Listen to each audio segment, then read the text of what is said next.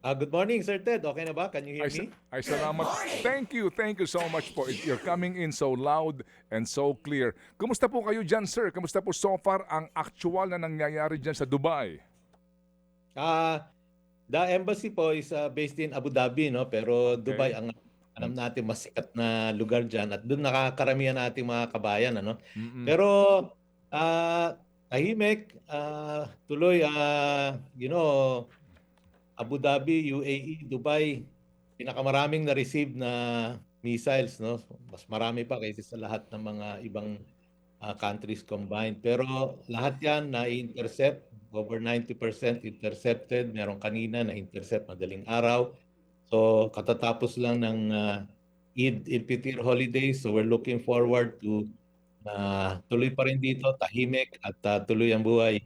So nananalig tayo sa protection ng nakukuha natin mula sa pamahalaan ng UAE. Opo, yes sir. And gladly nga po, no, sa gitna ng lahat ng ito, may balita din po na nagpapatuloy yung pong flights ng Emirates diyan Po. po sa Dubai Airport. Diyan, Mhm. opo, ang Etihad ho ba nagpapatuloy din po yung flights nila? Meron na pang ilan-ilan. In fact, yung isa last week nakapunta pa ako sa airport na hatid yung unang flight. Pero hindi na uli na ulit, pero may mga pabalik na. Pero ang Emirates minsan tatlong flights pa isang araw. So pero ngayon sure na dalawa, two a day Mm. ang dumarating aside from yung mga nakadalawang repatriation flight na tayo from UAE, dalawa Mm. na rin from Saudi Mm. Arabia. Opo, you're talking about Emirates flight Manila to Dubai, no? Araw-araw ito, Mhm. flight 333 and 332 ng Emirates. And so far po, nagtutuloy-tuloy siya. Ito hong mga flights na ito, ano bang alam niyo po, Ambassador? Meron pong flights din, pabalik nga ng Dubai from Manila. Meron mga OFWs pa rin po na bumabalik po sa sa UAE. Meron din Sir Ted yung mga June na talaga pumalik na galing doon Oo. na kailangan bumalik. Tapos meron din yung mga nagta-transit via Dubai kasi alam niyo naman Dubai ang Mm. napakalaking Mm. hub going towards third countries at patuloy yon kasi nagre-return flight yung mga yon kagad at mayroon naman mga ilang pasahero. Okay, sige po. Para lang ho ito sa kabatiran nga po ninyo, no, na doon po sa Dubai, patuloy po ang flights ng Emirates at well, recently po, wala silang suspension practically ng kanilang operation doon although nagbawas sila ng dami ng flights all over the world. So sa ngayon po sir, ilan ho bang Pilipino ang recorded diyan po sa ating embahada, diyan po sa Abu Dhabi at saka sa Dubai na inyo pong inaalagaan? Katuwang po ang ating labor attaché. Yes, Sir Ted, sinasabi ko na lang sa milyon, we have 970,000 plus. Mm. So karamihan doon, mga 700,000 nasa Dubai and the Northern Emirates. So malaki, mas marami na kaysa sa Pilipino sa Saudi actually. Opo, opo. At diyan nga po sa UAE, ano po, Ambassador, ah, kumusta po ang trabaho noong nasa retail, yung nasa hospitality, business po? At yun pong ating mga manggagawa din sa Dubai International Airport na pagkarami-rami. Kumusta po sila ngayon so far? Okay naman, okay naman. If you might recall, nung minsan may nadaplisan, I'll just say the term, nadaplisan ang Dubai Airport. Tumigil lang sandali, nag-suspend lang ng operations, pero in a few hours, tumuloy rin. Tumuloy yung flight to Manila, na-delay lang ng tagal-tagal, pero mabilis silang makarecover sa mga ganyan at buti na lang, wala na uli mga tinatamaan, mga infrastruktura dito. Opo, pero ngayon sir, kumusta ang buhay diyan? Diyan po sa Abu Dhabi at maging sa Dubai. As in, nagbubukas ho ba yung mga malls? Nagbubukas ho ba ang mga ano diyan, ang mga shops diyan at yung mga opisina po na kung saan din po nandoon ang ating mga manggagawa? Yeah, normal dito. Yung mga eskwelahan nga lang naka distance learning, so sa bahay sila. May mga opisina naka work from home. Kami sa siyempre sa embassy at sa consulate bukas kami. Lagi kami pati nung Eid holidays bukas kami, meron kaming naka-duty. Normal dito siyempre kumokonti lang dahil, mabisa din naman epektibo rin naman yung kanilang alert system, may mare-receive ka sa phone mo na text and gives you enough time para to secure yourself, pasok ka sa building, Mm. tapos, makaka-receive ka rin ng alert 'pag, okey na after a few minutes, ta's tuloy lang at, binabantayan nga rin namin sa mga ibang industriya kung apektado rin yung trabaho ng ating mga kabayan. So far meron meron naka-furlough, meron mga naka-furlough with pay Mm, kalahati, meron mm. mga sinasabihan ng mga amo nila na mag-antay lang tayo sandali. At meron din magandang batas dito, Ted, yung ano, yung parang, yung unemployment insurance na you can avail of, up to 3 months, kung nawalan ka ng trabaho, up to Mm. 60% of your salary. So, maraming paraan dito para, mag-antay. Kasi mga ibang Pilipino, talagang wait and see, hinihintay din nila na pagkatapos baka manumbalik sa dating sigla at tuloy Oo. ang kanilang trabaho. Opo. Ano po ang mostly affected, sir, itong mga naka-furlough na standby ka muna kasi nga, ano, na hindi po makapagpatuloy sa trabaho. Anong klaseng trabaho po ito, Ambassador? Yung sa mga tourism, related, Mhm. gaya nung isa nakausap ko talaga sa yate siya nagtatrabaho, yung mga nagpapa-cruise na yate. Siyempre Mm. bawal maglayag yung mga yate ngayon. So, Mm. tambay lang muna sila sa mga yate nila. Mm. At siguro ho expected na rin yung mga hotels diyan, yung mga Yes, accommodation po bumagsak talaga, 'no ho, kasi nga walang oo. dagsa ho ng mga turista ngayon. Yung Tsaka nandoon po sa nag-cancel. hospitality side po, kumusta po sila so far? Ano hong feedback sa inyo? Ito ho ba yung may mga furlough o tuloy pa rin po ang kanilang pasok pero may bawas pa sa sweldo? Papaano po? Tuloy pa rin naman yung marami tayong mga kabayan diyan ano, hindi pa naman sila wala pa naman kumbaga massive 'no na ano, so kailan-ilan wala pang mga the last report I heard nagtatanong lang Mm. kung nag-aantay pa rin sila, pero wala pa yung talagang malawakang mga lini-lay off o pinapa-furlough, pero Opo. binabantayan. Opo. Diyan ho ba, sir, may sirena parang sa Israel o ang ipinadadaan po sa telekomunikasyon ang mga warning po ng estado? Dito Sir Ted, text ang mare-receive mo. Kahit naka-silent ang text mo, sabi nila kahit naka-off, mafo-force open yung phone mo, may Mhm. mare-receive ka na text at, may mare-receive ka 2 times yon in English and Arabic na Mm. secure yourself, go inside the building, stay away from windows, mga gano'n, stay away from open spaces. So, Opo. kaninang umaga merong isa na at, mabilis naman na intercept na dinig namin sa Himpapawid na intercept naman. Opo, opo. Kumusta po ang supply ng tubig ninyo, Ambassador?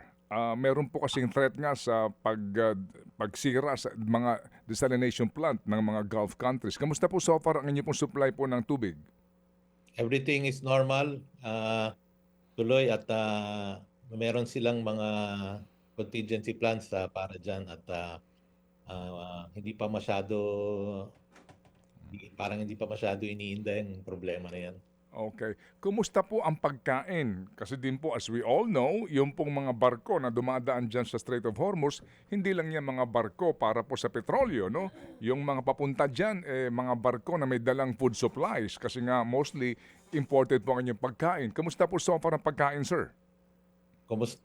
Mabuti at tuloy at, they have ample supplies for, a few months at, tuloy ang dating ng mga shipment by air. Yeah, like Mhm. for example, yung pinakamalaking, grocery chain dito yung Lulu, Mm. pag-aari ng India na nagpapadala siya ng, sariling, may mga eroplano siyang inaarkila na nagdadala ng pagkain dito. Mm. Even food prices have remained stable, supply walang rationing, wala ring nagho-hoarding, so normal pa rin. Opo. Kumusta po ang petrolyo diyan sa inyo? Yung supply po ng petrolyo. So far ho ba may pagbabago sa presyuhan din at yung kanyang availability? They're a big, petroleum producer kaya hindi natin problema 'yan, stable pa rin Mm. at, supply is, more than enough. Okay. And then sir, yung po bang, yung mga turista diyan, tuloy lang ho ba? Maliban doon sa mga of course 'no, siguro yung mga yung mga ride sa desert, baka apektado yun. Pero yung mga turista po dyan, sa ilang pong mga spots, no, tuloy ba rin ho ba? Mayroon pa rin ho bang mga turistang mga puti ika nga po? Ah, yun siguro bumaba ng konti ano, pero yung industriya tuloy gaya kunyari nitong Eid Fitr holiday, may mga libreng lugar no na pwede mong puntahan na walang bayad. Isang popular doon yung Miracle Garden sa Mm. Dubai. Mm. Ah, pumila. In fact, they had to close, sabi nila binabawi muna nila yung free kasi ang daming namamasyal. So tuloy ang pamamasyal, Okay. Mhm. tuloy pa rin ang buhay na kasi malaki nga ang tourism industry. So nakikita mo na buhay pa rin. Okay. And then sir, diyan ho kasi binabanggit na bawal kang mag-post ng kung ano-anong mga balita o kaya po ay makakuha ka ng video, ipopost mo kaagad. Meron po tayong kababayan ng 2 Pilipino nga na manggagawa dyan. Ano po ang kanilang kondisyon at nasan sila ngayon dito po sa sinasabing kinakaharap ng kaso? Actually, Sir Ted, may naitala na kaming 7 na na kinakausap na ng aming abogado. Yung isa doon na release na. So yung 6, 2 sa Dubai, ililipat na yung kaso dito sa Abu Dhabi sa Federal Court. Yung naunang 3, yun yung unang inanunsyo na mga unang nahuli, mga 35 o 36 iba't ibang nationality. Mm. May na doon nakausap kaagad namin yon at in fact kausap ko yung asawa ng dalawa no yung isa pinsan yung isa yung nakausap na ang aming migrant workers office yung fiancé Mm. tapos yung dalawa yung isa yung magulang so nakausap ng aming abogado they're preparing the defense ngayon in a few hours pag start ng office hours dito diretso na rin yung aming lawyer, no, yung lawyer ng embassy, lawyer ng MWO, Mm. para kausapin uli sila. Opo, Alam na pito na po ito. Pito na pong okay naman. pitong Pilipino po, 7 Pilipino ang naharap po sa kaso. Ano po ang charge dito? Basically po, anong sinasabi po diyan? Ano ang particular pong violation? Yun na nga dahil nagpo-post ng mga video, no, may nung nagsimula ito, naglabas sila na bawal yung mga nagpo-post ng mga na incoming missile, o kaya yung mga Mm. dami, lalo Mm. na yung gumagawa ng AI na generated na pinalulubha pa, ini-exaggerate pa yung sitwasyon. Mm. Ah, Ibang bansa sumunod na rin, Saudi, Bahrain, of course Israel meron Mm. din ganyan. Mm. Kung ayon sa bagong batas na ito, bago niyan, just to clarify, meron na silang mga cybersecurity, meron na silang cybersecurity laws, mga privacy laws din. So pinaigting lang ngayon nagkagulo dahil nakadagdag nga sa panic Opo, nakakadagdag opo. sa sa takot tapos Mm. sabi nila na nakikita rin ng kabila yan nakikita nila Oo. pwede nilang Mm. gamitin intelligence information yon kung nakikita nila yung Mm. Opo. So ngayon na naglabas sila up to 1 year imprisonment and Mm. 100,000 dirhams na fine, that's around Mm. 1.6 pesos, Mm. no. So marami iba-ibang nationality at patuloy pa na maghuhuli, no, Mm. through this program nananawagan din ako na sa ating mga kabayan, 'wag na po natin gawin 'yan, ah, sumunod po tayo dito, hindi lang po para sa pagsunod pero sa kapakanan na rin po na 'wag na tayong makidagdag ng Mm. alarm at panic at alam ko ang daming nakakarating diyan na mga video, kinakabahan tuloy yung mga pamilya nila. At patuloy po namin nakatutok po kami sa kaso nitong 6 Mm. nating mga kapatid. Sana wala na hindi na po madagdagan pa. Opo, opo. 7 ho ito ngayon. Kasi nga din po mga kapatid, pati yung sharing, nakatanggap ka, Mhm, share mo ngayon, tapos yung iba ipino-post pa. Siguro ho mhm. ngayon, well-informed na po ang ating mga kababayan dyan. Alam na ho nila siguro ito ngayon, itong halos 1 milyon na ating mga kababayan dyan sa UAE na bawal ito at wag na pong gagawin, Ambassador. Sana po, ako rin po nung pinakita sa'kin ng abogado pinakita niya sa'kin yung mga Mm. alleged na Mm. pinost nung ating mga kabayan na nahuli, sabi niya wag mo i-share at i-delete mo na kaagad. So dinelete ko rin kaagad, baka ma-share ko pa. So Opo, opo, opo, opo. Yan po ay ano 'no, kasi nga may mga dahilan din po kung bakit po gano'n ang kanilang panuntunan. Alright, sige. So, sir, sa ngayon po na actual na sitwasyon, meron po nag-uuwian at, meron nga pong mga ano ho 'no, kumbaga, mercy flight kung maaaring tawagin na gano'n, nagkokomisyon ang ating pamahalaan para i-transport pabalik ng Pilipinas ang ilan po mga manggagawa diyan. Yung mga yon, ano ho ba basically ang sitwasyon ng mga yon? Yung mga gusto ho talagang umuwi na para lang ho mas maintindihan po natin kasi kaninyo yung iba naandyan pa rin kasi umaasa na huhupa ang gulo and they mhm. can definitely survive naman ito pong ngayon po na naranasan.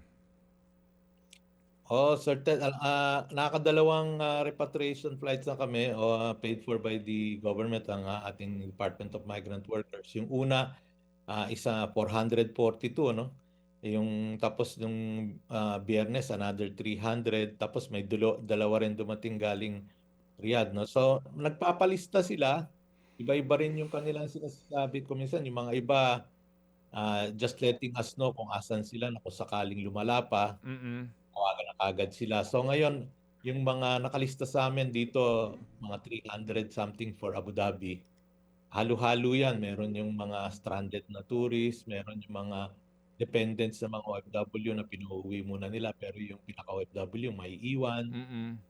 Iba yung, natapos na yung kontrata ayaw na magtuloy, siguro dala Mm. na rin gusto na rin umuwi sa nangyayari. Mga iba, meron din mga estudyante, meron mga medical case. Like for example, ang Dubai nagpauwi minsan ng mga seniors na naka-wheelchair pa. So, depende sa sitwasyon. Meron mga nagsasabi, nagpalista nung umalis na kami, binawi dahil, tuloy pa rin daw sila. So, pero patuloy naman mag-email na sila sa embassy, mag-email sila sa consulate sa Dubai, sa DMW dito sa MWO dito sa embassy at sa Dubai. At lahat 'yan, sinasagot po namin. Okay, sige po. So sir, sa ngayon, ano ho ba ang sitwasyon diyan sa pangangasiwa po ng gobyerno ho nila sa um, doon po sa mga palabas sa telebisyon halimbawa, yung pong mga news halimbawa, do they manage it? Paano po ang inyo pong pagkuha ng impormasyon? Tuloy po ano dahil,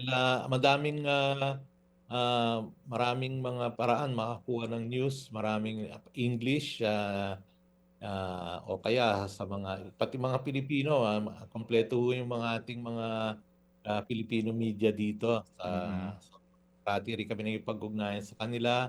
We're getting information from, kunyari Mm. from my fellow diplomats and we all Mm. share the Mm. patuloy naman wala naman sine-censor na talagang, ah, pinagbabawal ang makarating yung tamang impormasyon. Opo. May pahabol na pong tanong si Chacha kasi baka gusto niya mag-apply yata ng golden passport. Meron ba meron ba daw hong ganyan sa Dubai, parang sa Portugal na maaari ka mag-apply ng golden passport? Hindi po passport, visa lang po, golden visa. Golden visa, I'm sorry, Ah, oo. 10 Oo. years na you can, stay here.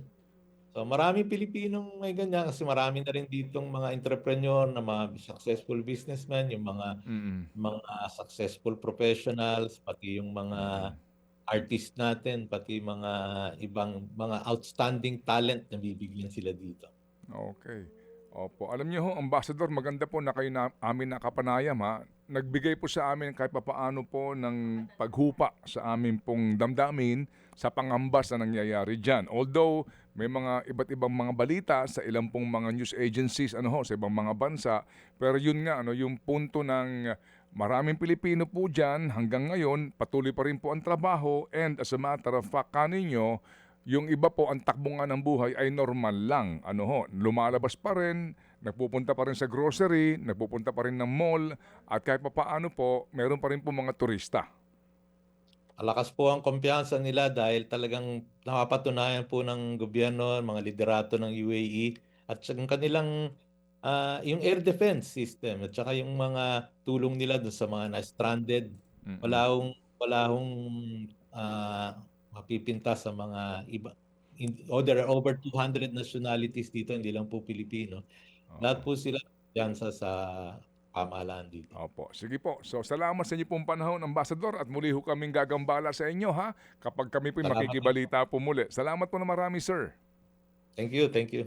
Mga kapatid, para sa iba pang mga balita at impormasyon, sundan niyo po kami sa X, Instagram, Facebook at syempre sa TikTok, True Network PH. Mag-subscribe din po kayo ha sa aming YouTube channel, True Network. May website din po tayo, truenetwork.ph, at pwede nyo rin po kaming mapanood sa Channel 19 ng aming True FM TV. Lagi pa rin makinig sa radyo dito po sa 105.9 True FM dahil dito, laging true sa'yo, kapatid. Dito tayo sa totoo, tunay at tapat.